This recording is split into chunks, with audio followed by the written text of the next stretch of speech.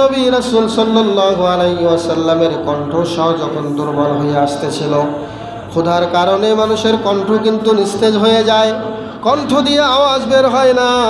বিশ্বনবীর কণ্ঠস্বর দুর্বল বুঝতে পেরে সাহাবী আবু তালহা এবং স্ত্রী তার উম্মে সুলাইম, তিনি তার স্ত্রী উম্মে সুলাইমকে বলল, ওহে আমার প্রিয়তমা বিবি, রাসূল সাল্লাল্লাহু আলাইহি ওয়াসাল্লামের কণ্ঠ দুর্বল হয়ে আসছে, তার কণ্ঠে অনেক দুর্বল লক্ষ্য করছি, তার পেটে অনেক ক্ষুধা। বিশ্বনবী নবী মুহাম্মদ রাসূলুল্লাহ সাল্লাল্লাহু আলাইহি ওয়াসাল্লাম কে আবু তালহা জানালেন, ইয়া রাসূলুল্লাহ, ইয়া হাবিবাল্লাহ, আপনি আসবেন আমার বাড়িতে, আপনাকে আমি কিছু খাওয়াতে চাই। বিশ্বনবী নবী মুহাম্মদ রাসূলুল্লাহ সাল্লাল্লাহু আলাইহি ওয়াসাল্লাম কয়েকটি রুটি তিনি দেখলেন তালহাত এবং তার স্ত্রী কাপড়ে জড়ায় রেখেছেন।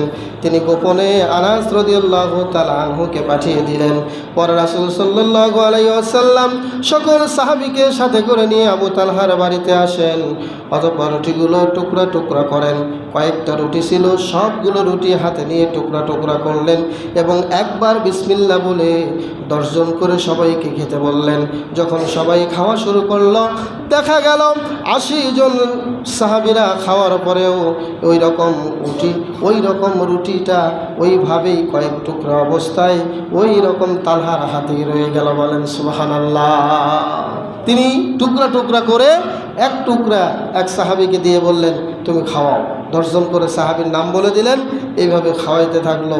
সহিহ বুখারীর 5450 নম্বর হাদিস। ওই শেষ পর্যন্ত যে কয়েকটা রুটি ছিল ওটা ওই রকমই থাকলো। সম্মানিত উপস্থিতি, এইভাবে